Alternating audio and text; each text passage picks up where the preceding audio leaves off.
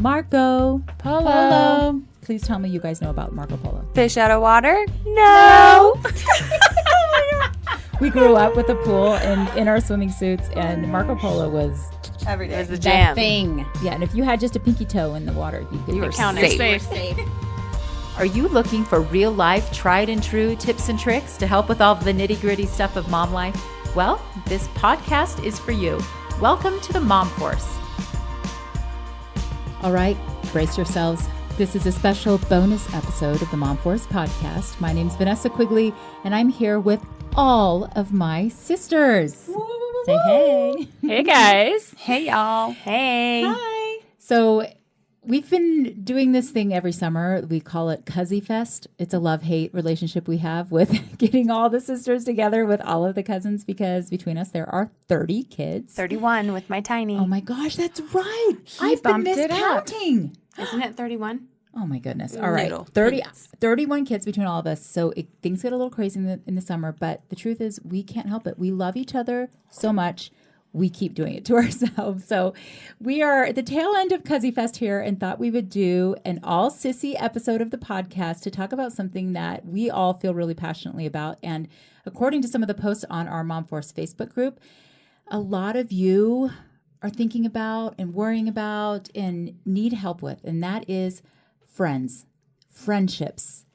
Connection. Yes. And so for this episode, we are not going to be setting a timer. This is a bonus episode. We're breaking all the rules, and we're just going to talk until we've talked it all out. So sit back, kick your feet up, get yourself a tasty beverage, and let's enjoy. Okay. So to start off with, I want to say again, my sisters are my absolute best friends. We understand each other. We have this common past. We had an unusual childhood that has bonded us together, and we will always be loyal to each other. Now It was unusual, but awesome. but it's not just us 5 girls. We also have 7 brothers. So with that comes More sisters. And some sisters that feel like they've been a part of the family since the beginning of time. And Heather pretty much has been. she's been around for 20 years. We have some really big personalities in this family, and it can cause a real good time. And it's always been really important to Mom that we get along. Don't you remember when we were kids getting up on her bed if we'd start fighting, that she would say, "This is the bed of tranquility. You can't be on here if you're going to be arguing." If we acted up, then suddenly we were all banished from the bed. But at the same time, it doesn't mean that we didn't fight. And Erika might have scars on her arms from Leah's sharp fingernails. I could never grow fingernails. For some reason, I couldn't grow my hair, and I couldn't grow fingernails. So I had a mullet almost my entire childhood. And You could grow your teeth, though. I could grow my teeth. That's true. I could grow my teeth and the size of my head. I had a man-sized head at the age of 4. Willow. But Leah, that was my nickname, Willow. But I was always so jealous of Leah's long nails, because mine were just little nubs. They were glorious. She used them as weapons on a few occasions, and I'm not going to say I didn't maybe deserve it, but what I wouldn't have given for some Lee press-on nails that wouldn't flake off. Yeah. So I am paying for it now, because now, after all these babies, my fingernails are crud. Well, Kara had some long legs, and she used to dead leg me all the time. But through the dead legs, we still made it. So we're normal, like all of you mamas out there raising girls and sisters. It's normal. Sisters sometimes fight. But we feel really lucky that we are now as close as we are, especially with the age difference, because I'm so much older than you guys. You were always the little girls. And I just didn't imagine when I was a teenager a world where we were all going to be So there's besties. 11 years exactly between you and me, and I'm the second youngest. So there's 12.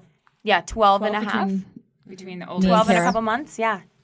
Well, anyway, we love each other. We still do fight. I think I snatched at you earlier today, Shelly. Yeah, it was. We were carrying watermelons in for an event, and I said something bratty, and she threw her head back and Well, sometimes it feels good to do that. And she can do it to me because can do I it to just my followed her sisters. into the elevator, cornered her, and I said, I'm carrying this watermelon upstairs. What's wrong? That's the beauty of sisters, is that there's safety in it. Yes. You I can was be just- the true you and be forgiven. was just going to say there's safety in it. You can unleash, but then come back. I'm sorry. I was a brat. So I know not all of our listeners are as blessed to have so many sisters, built-in best friends. And so we want to talk about how to make friends, especially when you don't live close to family. Now, you guys, I grew up all through my life. I was kind of like a one best friend type of person. Cindy, those dance Barbara videos. and Cindy, and then Michelle, and so there are some scary dance videos of. Amazing. We all wanted to be Vanessa and Cindy in these home videos. We would set up the video camera and record ourselves. and just so y'all know, she still, how many years later, can do the splits just like she was doing all over that video. that's my girl, party yeah. trick. My party trick. But so I was kind of like a one best friend kind of gal. But you girls all seem to have so many friends, especially Shelly. When I moved to Utah, Shelly had already been living here for a while. And every time I would make a new friend, and then inevitably this conversation would happen.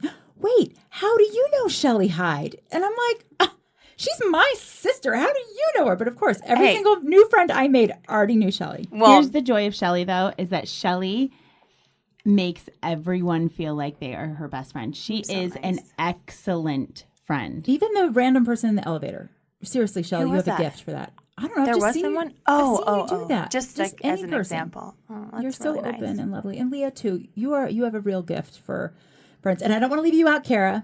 Thank Erika, you. you're a bit of a Jeez. loner. I'll I mean, just I'm admit pretty that. nice too. I will admit it as well. I do thrive on solitude. You know where you get that from? Mom.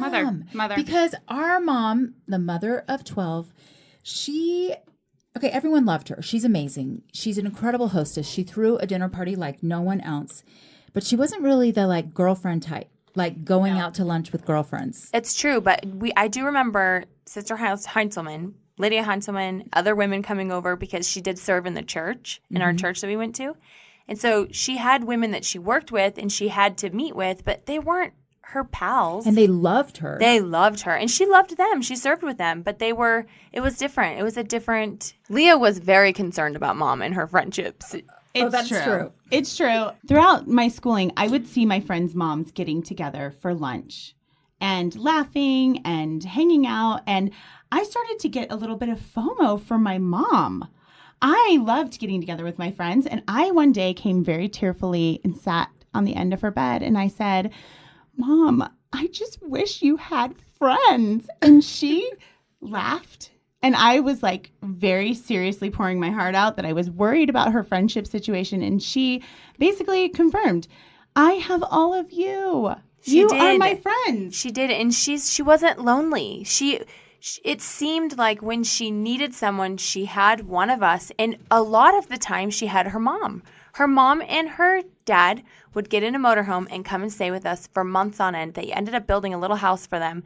So she had her people. She had her community. Being like Mother and not needing and having a lot of friends.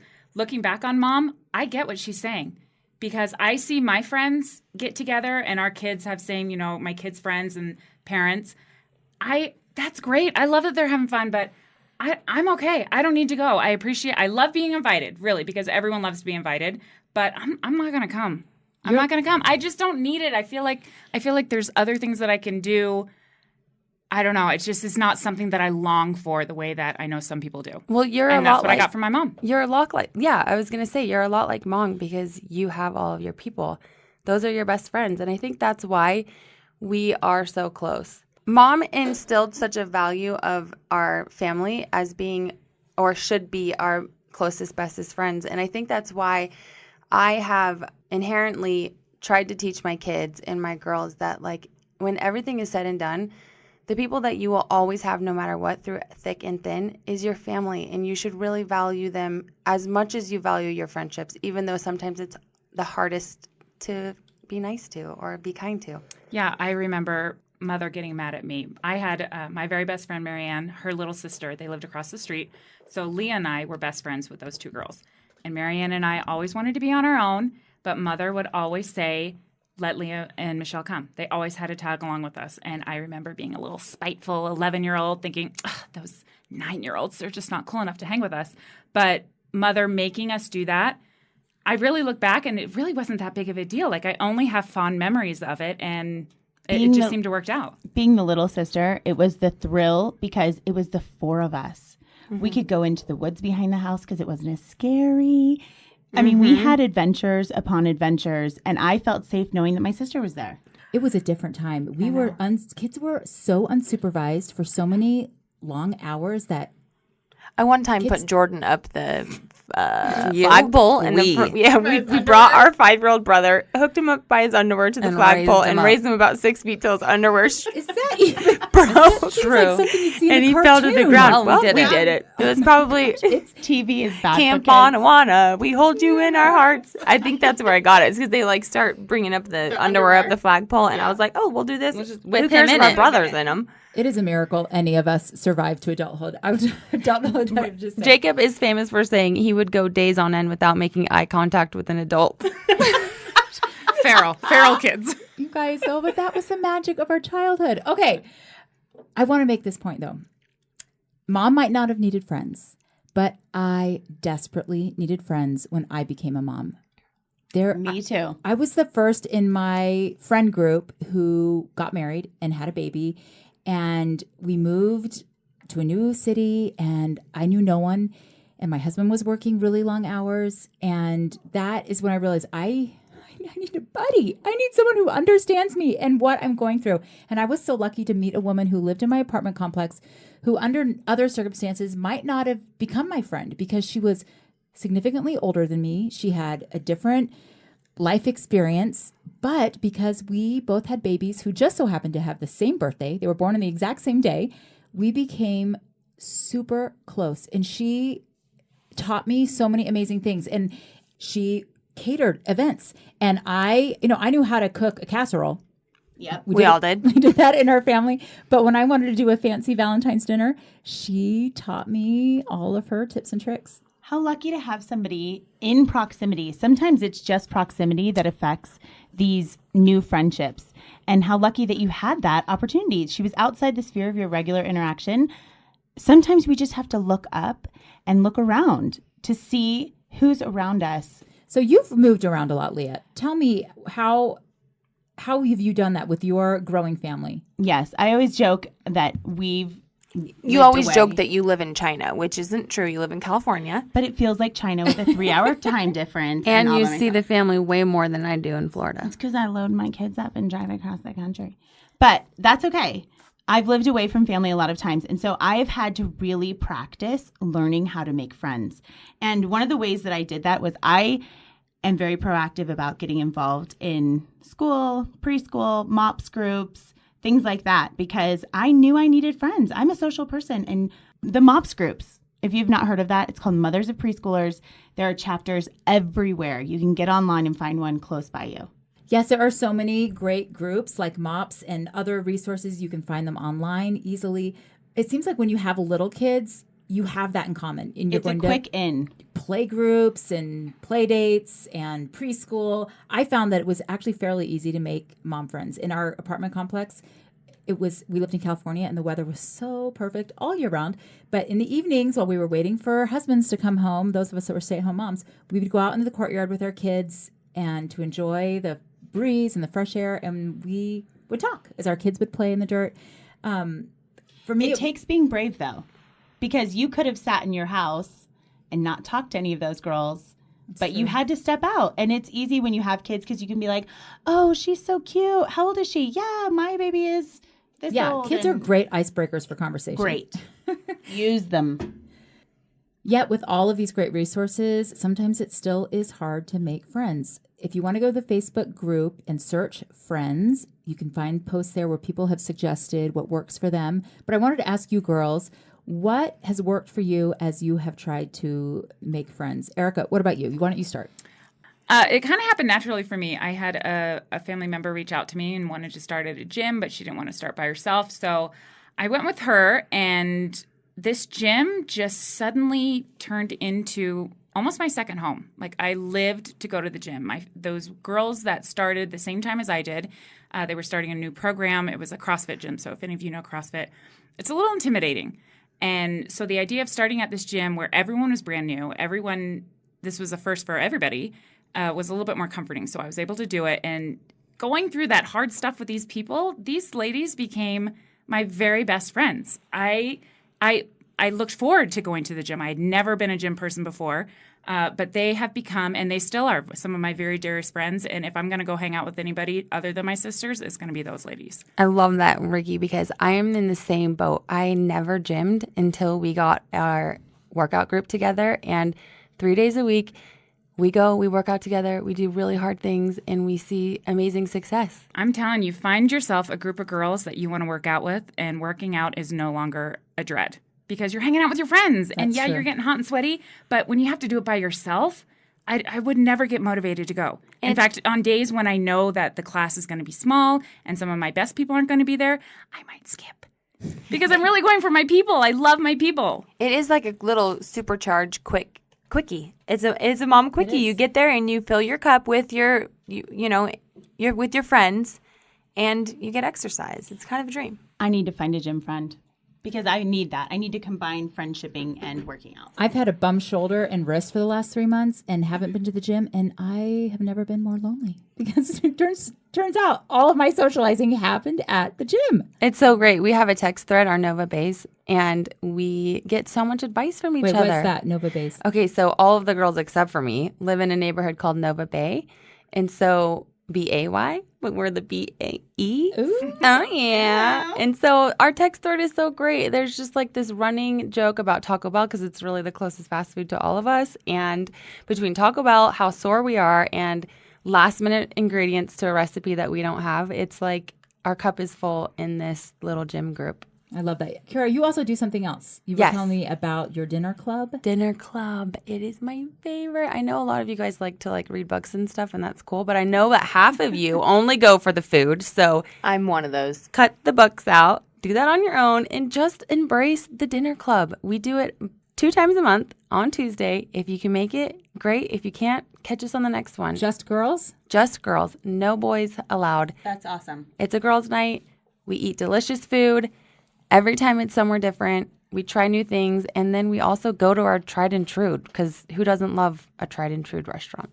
I've snuck in on a few of those when I have been in town in Florida, and it's a good time. It is. And they might go 5 hours. Yes. My husband, when I go out to dinner with friends, I'll see you in the morning, because we sit there and we just talk about literally everything. And the poor waiter, we end up giving a great tip because they're just filling our drinks and bringing 72 Diet Cokes. It's therapeutic. 10 bathroom And stops. You talk about things with them that you don't talk about with your husband. I know. I mean, it's just how it is. Like there's good stuff that happens at dinner groups. There's a secret sauce when you get girls and food and Diet Coke, and the magic happens. Magic happens. And when the restaurant closes, you take it to the after party, which is the learn parking lot. You learn some real cool tricks. Oh my gosh. Erika. In the end, your husband is very grateful for these girls' night out. Okay, ladies. Erika, We're talking about GNOs here, folks. Erika. Hey, you know what, though? I do love book clubs because I'm kind of a nerd. I like to read. I don't always read the book, but I still go to book club and listen and participate in the conversation because you get a different perspective. It's just the same thing. You have different friends that kind of serve different purposes too. I have different friends at book club than I would go on a girls' night with, or that I might go to the gym with. And that's okay to have these different spheres of friends. It's better. Variety. Variety is the spice of life. Erika, you said something about these going out to dinner with your girlfriends is different than going out to dinner with your husband. Yes. You know, that saying that your husband is your best friend? I know I told you guys all how I feel about that. Okay, my husband is the person that I know the best and love the most, and he loves me and knows me, but there's a part of me he will never understand. Amen. And I think that's true across the board. Yes. Just because... Because girls are from Mars and men are from Venus. One more time? Other way around. Men are from Mars and women are from Venus. Boys go to Jupiter to get more stupider. Yeah. I mean, we're totally different specimens. We need our girlfriends, and I just cannot say that enough. And so remember when we were planning our first girls trip? Yes. I never took girls trips. breaths, Shelly deep took breaths. lots of girls trips, still takes lots of girls trips. She's really good at tripping. And her husband, though, appreciates a boys trip. It was so there was a learning curve. There was a learning curve here, but Yeah, There is definitely a tittin' and a tattin'. Okay. happening. Anyway, we were planning a girls trip for all of us sisters. This is like the first time it I was think gonna it was the happen. first one. And Do you guys remember? I remember we were all asking the sisters, are we okay? Are we doing this? Like, is your man okay? Or are we going to go? Is everything lined up? Do we have babysitters? And I remember Vanessa, what did you say? What did you say? You hadn't gotten the... Probably that I'm afraid to ask him. Well, what I remember vividly is Nate saying, wait, haven't you grown out of that? Yeah. And to me, I was crushed. And it's going to make me cry again. I see your lip quivering, Erika. I think the reason why it was such a dagger was that I think we can all agree that that was like a real coming to enlightening moment that no, and that is never going to pass. We will never grow out of that. I remember thinking Nate wants Vanessa to outgrow us. And that was just a really, really hard thing for me to swallow. And that goes back to Vanessa's point of your husband, Nate, he's always your best friend, fills needs that a girlfriend can't. But there are also things that Nate can't fill that only a girlfriend or your sisters can. Yeah. Thankfully, we did it anyway. Whether or not we went to bat and we said, did. No, we're not. We need to do I this. remember you came home from that trip and Nate was like, whoa. Wow. Take all the trips you want. Because she was vivacious. I remember it. Yeah. I knew how I felt because it really was, like Kara said, it was an enlightening moment where we were like, what does this mean to us? No, we're not going to grow out of it. This is a fulfilling relationship. We need it more than ever, I feel like. Yes. And Nate saw the beauty of Vanessa coming home and realizing what good it was. It did Vanessa good. She was lighter. She was funnier. She was friskier. And so Nate, I do remember him saying, take all the girls' trips. If I get Vanessa back acting like that and feeling as good as she does, then she needs her sisters. That was a turning point I was You can really relieved. become, again, yourself. We give so much to motherhood. We kind of become absorbed by our roles as wives and mothers and all of those things. But when you get a second to connect with people that you have things in common with and you can let loose a little bit, you're refreshed. Yeah, and you remember important. who you are. Yeah. Yes. Shelly, you're actually so good at carving out the time that you need to recharge. But everyone recharges differently, right? Totally. I mean, my husband recharges alone. He does. But he does enjoy a good trip. He does enjoy a good, meet up at Beto's with his guy friends at 9 o'clock. They have a standing date once a month. But for me, I recharge with my people. I recharge with my sisters. I have this great group of girlfriends from college that we get together. And those girls' trips, and I think I was doing these girls' trips before we really got the sisters' trips dialed in. And it was really valuable for me to go and get away. And there was a learning curve there. I needed to know what my husband expected out of these trips. I could only be gone for 2 days. I learned how to do the girl trip thing. And when we introduced the sister's trip, it was a no-brainer because obviously I'm going to do my sister's trip over anything. So it's been really good for me. I love it. It works in our marriage. It works with my family. I have support around me to be able to help with my kids if I need to get away. I know that's not everybody's case, but it is an incredible outlet. It's amazing. So not all of our listeners can afford to go on a girls' trip because, friends are spread out across the country. We are spread out from Florida to California. And it may not be a thing about money. It could just be resources and accessibility to babysitters. So there are other ways that we can stay connected. One of the things that we really love, Marco Polo. Please tell me you guys know about Marco Polo. Fish out of water? No. We grew up with a pool and in our swimming suits, and Marco Polo was every day. It was the jam. Thing. Yeah, and if you had just a pinky toe in the water, you were safe. No, but seriously, Marco Polo is the app. It's not social media. It's a messaging app, but it is video messages that are asynchronous, which is a fancy word for not in real time. And it's amazing because as soon as I started Marco Poloing you guys, that was what I looked forward to the most every day. Me too. Being far away. I don't see my sisters all the time, and I don't have any other family. But I got to see their face and their funny expressions, and these girls are hysterical. I'm funnier after being with them. There's nothing I loved more than seeing my app and opening it and seeing 13, 14, 15 Marco Polos waiting and thinking, rubbing my hands together, being like, I cannot wait to catch up on what's going on. Some of us are a little better about catching up. Shelly's the worst. I think that Erika one time did a giveaway during our Marcos. She's like, I'm going to give away $10. Shelly, if you see this, I'll Venmo you $10. I think it got up to like $1,000. We got up Shelly, pretty high. Shelly would catch it. I'm notorious for just getting in, kind of scrolling through, and then telling them what I'm doing, which is terrible. So rude. But then I start over. I catch up from there. But we're sisters and we forgive you anyway. So Marco Polo has been great for our sister tribe. We also have a broader family Marco Polo, which isn't as active as I would like for it to be. But on my last trip to Florida, I lived in Florida for 6 years before we moved to Utah. And my last trip to Florida, it was so fun to catch up with friends that I hadn't really seen or talked to in years. And we carried on the conversation of Marco Polo. And now we Marco Polo every day. And it is just that friendship that was like a ride or die for so many years when we lived next to each other, that kind of had gone dormant, is now in full bloom once again. So I cannot say enough about Marco Polo. Well, we've all been texting. That's like, we've got a big thread going with our family. We have group text, but this just like kind of takes it to the next level. But even just text messaging, sending a message to your people, just staying committed and connected, it's the best way. But I still love our family text thread.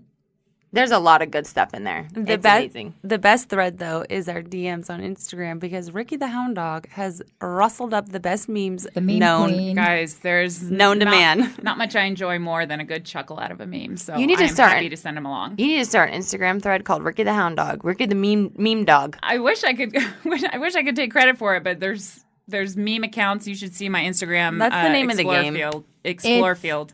Incredible. And let's not forget the old-fashioned phone call. None of our kids know how to make a phone call, but It's a lost sometimes art. sometimes it's a great way to connect. You know, one thing that I noticed as I got older and as I got busier, and especially as I've been working more, because I'm basically working full-time now and going home to take care of my kids, is I have been lonelier. Less time for friends. Other than the gym workouts and the girls I see at the gym, I haven't been scheduling it in. And it's something that I want to be better at. So being in the hustle and bustle of life, it's really hard sometimes to stay connected. And thank heavens we have apps like Marco Polo and texting. But what I always have to remind myself is like, you've got to be the forgiving friend. We all get very busy and our intentions are to stay connected and to stay, up to date with each other. But sometimes you go a while without responding to a text message or being able to get together for lunch. And you just have to understand that everybody gets busy and it's okay. It does not mean that you don't value friendships like you did before. I have a friend, Sarah. This is for you, sister. She's the type of friend that I don't have to talk to her for a year, 2 years. But when I see her, if I text her, it's like time hasn't passed. There's not a problem. There's no grudge against the fact that, hey, where were you? I didn't get a birthday. Happy birthday. Yes. It's just, you just pick up where you are. And those are the friendships that I love the most because I know if I ended up in Florida and was stranded somewhere, who could I call that I know would show up? Sarah would be there. And she wouldn't make it awkward. No. Don't make it awkward. Like, where have you been all this time? Yeah. Like, Love that girl. wasn't going to invite you because I was afraid you wouldn't come. That's too hard. I'm really lucky. I have my core friends from college that I haven't seen in years. One of them I met up with on this trip, and I come to Utah a lot. And my friends know that when I get with my family, I enter the time warp of nothing else exists. I skipped my 10-year reunion because we were at the She beach. loves us most.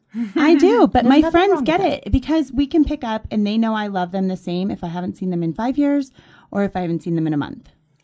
It's okay if these relationships filter through and they fall off or they change. It doesn't mean that those relationships, those friendships weren't important, didn't serve a purpose, and weren't extremely valuable.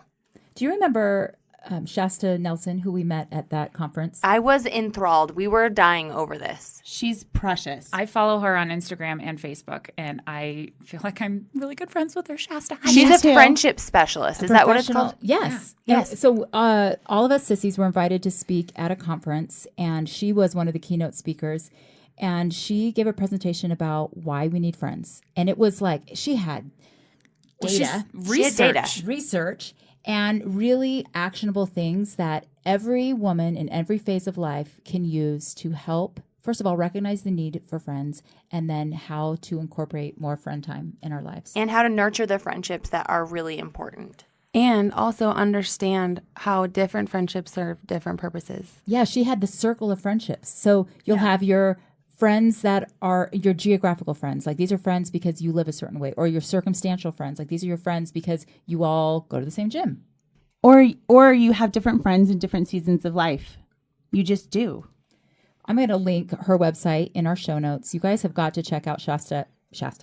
You guys have got to check out Shasta and maybe follow her on Instagram, Erika. Yeah, she's writing another book. I do know that. She's working on the manuscript. I do follow her. Hi, Shasta. I'm going to say it again. Hi, Shasta. We had Shasta on a Facebook Live a little while back when we were talking about Chatbooks' mission to help people live happy. So be sure to check out her work. I just have one last little note to say. We all have kids that come to us and they tell us when they have issues with friends or when they're feeling lonely. And what advice would we give them? Vanessa, what would you say to your child? Be the friend that you would want. Erika. I tell him to look for the person who needs a friend. Leah. I always say, if you need a friend, invite somebody to do something. Kara, what would you say? I'm right there with you, Ricky. That's my number one advice. Find the person that needs a friend and be a friend. So all of this advice is amazing, and we need to listen to it. This is how we're going to be able to find and foster friendships that are going to benefit us, and we will be able to benefit them. I think we've all had that experience where we're at an event or somewhere where you walk through a room full of people that you know and no one talks to you. Yes. Does that ever happen to you? Yeah. Yeah. And then I can go home and feel sad that happened, or I can just be the person that talks to the other people. So the next time you're in that situation, you take control and you tell someone that they're looking nice, or that, how are you doing, or inquire, or even smile. It is amazing. Instead of what waiting. a smile can do. You be the active friend. Yeah, because I know in high school, this is definitely what I did in high school. I would walk down the halls and I wouldn't even smile at anyone if they didn't smile at me first, because I would think, well, what if they didn't remember me, or what if they don't think I'm cool? If I got the go ahead from them, then I would be friendly, because I was racked with insecurities. You know what? I have my own set of insecurities, but I have always found that the second I walk in a room, first thing I do is make eye contact with somebody and smile, because instantly it makes me feel better. And I mean, the little geek in me, when you smile, it actually lets endorphins go in your brain. Like, it's a real thing. The more you smile and the more you see people smile, it feeds those good feelings. So if you're ever finding yourself with that little bit of insecurity, just pretend you're me and smile until you can smile no more. This is coming from Mrs. Happy. She is. I am very lucky that I am happy in general, but I am shy and embarrassed and self-conscious too. But it's easier for me to fake it until I make it. And I find that I feel so much better when I put forth the first effort, because then I'm not sitting there waiting for someone to smile at me. And you know what? Happiness is contagious, and I can feel it when I'm around Leah, and then we're all happier. It's amazing. Me too. Leah, you are my role model in all of this. She's a hero. The eternal optimist. I'm blessed to be happy with my lot in life, guys. Oh my gosh. Now, what do you guys have to say about me? What do you love about me? I'm just kidding. That's the baby sister, baby girl right there. You guys, thank you so much for being here and sharing for being vulnerable. Mm-hmm. That is the best word, isn't it? People call me a robot. I generally You don't did. cry. That I'm is not the a crier, first. but I cried on the podcast. I think this is the first tears to be shed on the MomForce podcast. And was this by- is by by you. me. I of all Record people. breaking. Record breaking. You guys, it was me that used to call her a robot. Yes, she did. Probably Yeah. after she scratched my eyeballs out. Well, being vulnerable is actually a huge thing about making friends too. So I think that's a perfect way to end this. Yes. Okay. good. Vulnerability. Thank you for being here with us, you listeners. I want you to know that this podcast was brought to you by 5 women on 2 microphones. So forgive us if the sound goes in and out. We are still dialing in our tech. I hope you found this episode helpful, Entertaining? Enlightening. maybe, Funny? enlightening.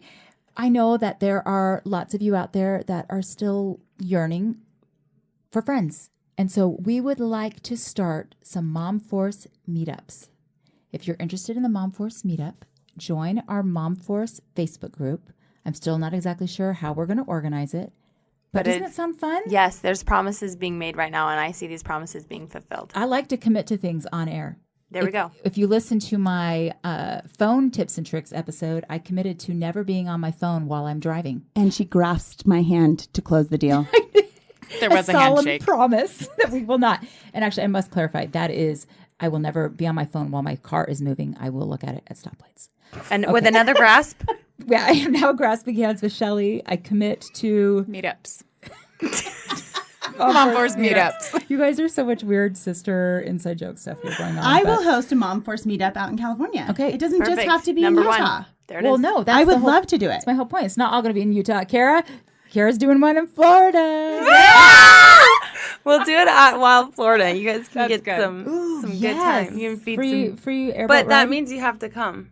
That means Chatbooks and Chief has to be there. Oh, I'll be there. If it's a work thing, I'll be there. work trip. Yes. Boondoggle that. Boondoggle that to a sissy trip. All right, guys. I've got some. You guys, I hope you get all these references. I'm going to link all those fun things in our show notes. I'm also going to link a picture of a chatbook that I made of one of the most epic sissy trips when we all went to California to film an episode of Shark Tank. Shelly and Kara here are the founders of a swimsuit company called Raising Wild.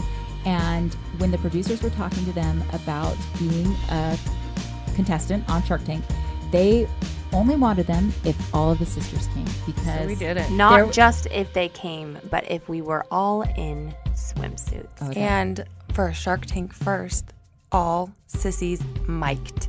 Yeah. that's true. We were mic'd. We were extras, but we had mics because they saw that there was something special here. Chemistry. It's true.